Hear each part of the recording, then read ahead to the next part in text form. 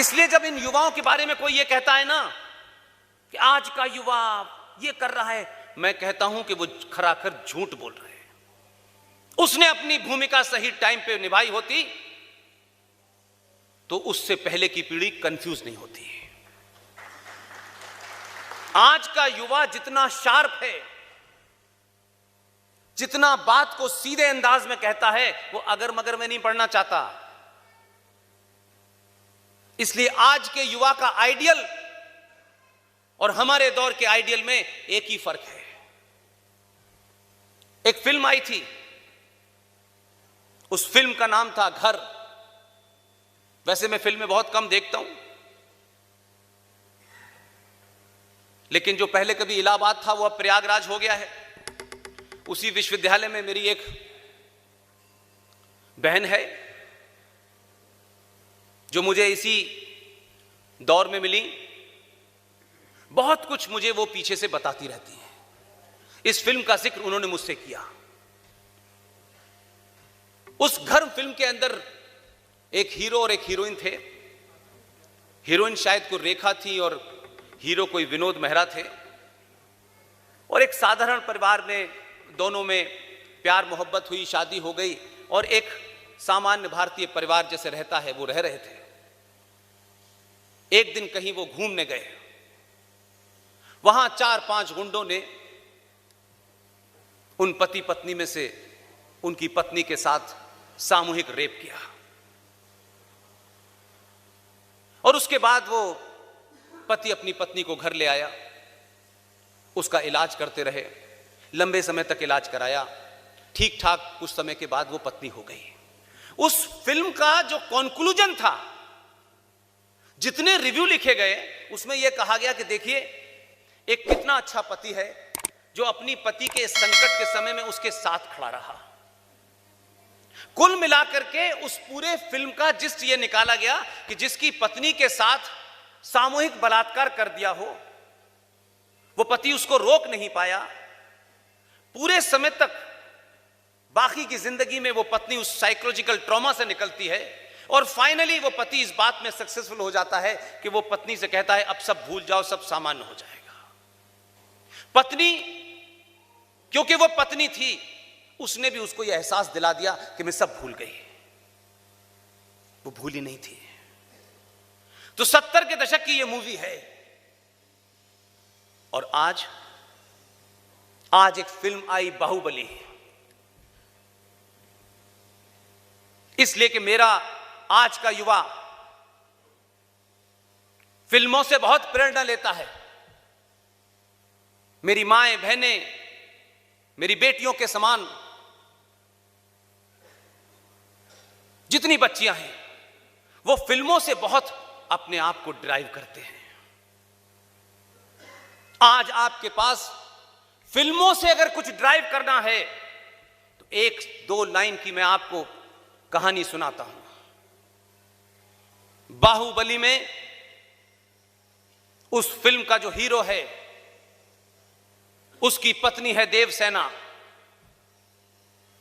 राजनीतिक षड्यंत्रों के तहत कैसे वहां सत्ता बदली, यह मेरा मुद्दा नहीं है, लेकिन उस सभा में जब महिलाएं लाइन लगा करके ऊपर जा रही थीं, तो बाहुबली की पत्नी भी लाइन लगा के जा रही थी। और सत्ता का कोई चाटुकार उन महिलाओं की मान मर्यादा से खेल रहा था। देवसेना जब आई तो देवसेना के भी उसने ऐसे ही हाथ लगाया। देवसेना 70 के दशक की हीरोइन नहीं थी, उसने निकाला और उसकी उंगलियां काट दी। ताली बजाने का यह समय नहीं है। मेरी बहन, मेरी माएं और वो बेटियां, उनसे मैं इस शब्द पे मुखातिब नहीं हूं। मैं हर उस पुरुष से हूं जिसे अपने पुरुषार्थ पे बहुत यकीन है, जिसको पुरुष होने का बड़ा दंभ है। पैदा होने से कोई पुरुष नहीं हो जाता।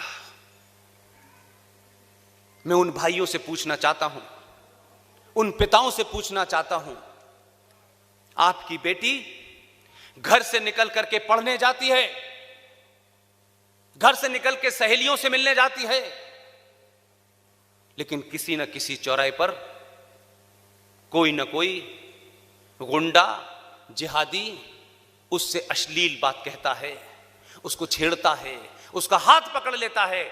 वही लड़की जब अपने घर लौट के आती है तो जब अपने पिता से बात करती है तो पिता गौर से सुनता है, लेकिन पिता सुनने के बाद समाधान नहीं निकालता, उससे कहता है कि कल से तुम उधर से नहीं इधर से जाना। यह सिलसिला उसके साथ जारी रहता है। वो भाई जो सुबह से लेकर शाम तक मोटरसाइकिल पे घूमता है, जब वो भाई से कहती है तो भाई को लगता है कि इसके लिए तो मुझे लड़ना पड़ेगा, तो भाई कहता है कि तुम घर बैठ के क्यों नहीं पढ़ लेती, तुम्हारे चक्कर में अब मैं लड़ता फिरूंगा। वो अपने पिता की, अपने भाई की लाचारी को देखती है। वो देखती है कि मेरा पिता जो एक नौकरी करता है जिससे घर चलता है, अगर मेरे सम्मान को बचाने के लिए वो घर से निकलेगा तो ये पूरा घर कैसे चलेगा। मेरा भाई जिसे मेरी रक्षा करनी चाहिए थी वो मुझसे रक्षा ना करके मुझसे कह रहा है कि तुम उधर से रास्ता बदल लो, तुम पढ़ने क्यों जा रही हो, तुम घर से चली जाओ। वो लाचार लड़की अपने पिता, अपने भाई की लाचारी को देख करके अपने मन में तय कर लेती है, और यकायक एक दिन जो फिल्मों में उसे पुरुषार्थी लगते हैं, वो पंचर वाला जब दिखता है तो उसके साथ चली जाती है। मैं उन तमाम पुरुषों को खुला कहता हूं ये बात कि देवसेना ने जब भरी सभा में यह कहा कि ये हुआ, तो उसके पति ने उस सेनापति से नहीं पूछा, उसकी बात पे यकीन नहीं किया। जो भी वर्जन उस सेनापति ने बताया, ऐसा हुआ इसलिए मैंने ऐसा किया। उस पति ने अपनी पत्नी से भरी सभा में पूछा, देवसेना तुम बताओ कि क्या हुआ था। तो देवसेना ने पूरी घटना बताई, बोली इसलिए मैंने इसकी उंगली काट दी। उसके पति ने भरी सभा में कहा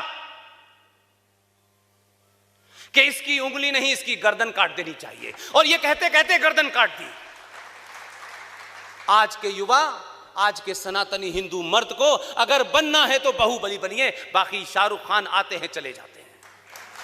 और जिस दिन आप बाहुबली बनेंगे, न रिंकू शर्मा की हत्या होगी और न हरियाणा में जहां सरकार आपकी है वहां न निकिता की तोमर की हत्या होगी। ये हत्याएं, ये लव जिहाद कानून से नहीं तय हो सकते। कानून इसमें कुछ नहीं कर सकता। कानून तो मर्डर का भी है, रेप का भी है, चोरी का भी है, डकैती का भी है। क्या रुक गई उससे? जो काम समाज को करना चाहिए, समाज चाहता है वो काम सरकार करे। जिस दिन खेल का मैदान बदल देंगे, उस दिन कोई निकिता नहीं बनेगी। किसी लड़की का शव शादी करने के बाद अटैची में नहीं मिलेगा। इसलिए कोरोना की दवा ढूंढ ली भारत ने, जिहाद की दवा भी ढूंढो।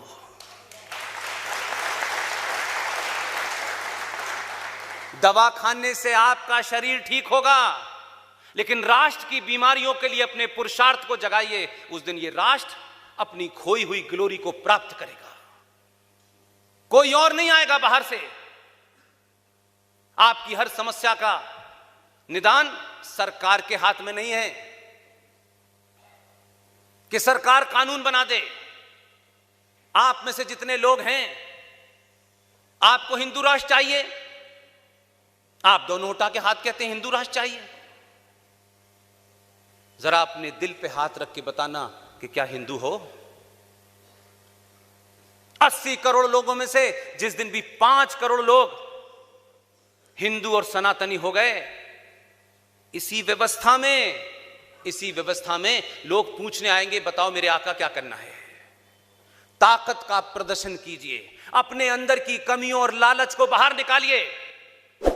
आपके अंदर जो कुंठा भर गई है उसको समाप्त कर दीजिए। एक बार सनातनी हिंदू तो बनिए, आपने सत्ता बदली है, देश बदल जाएगा।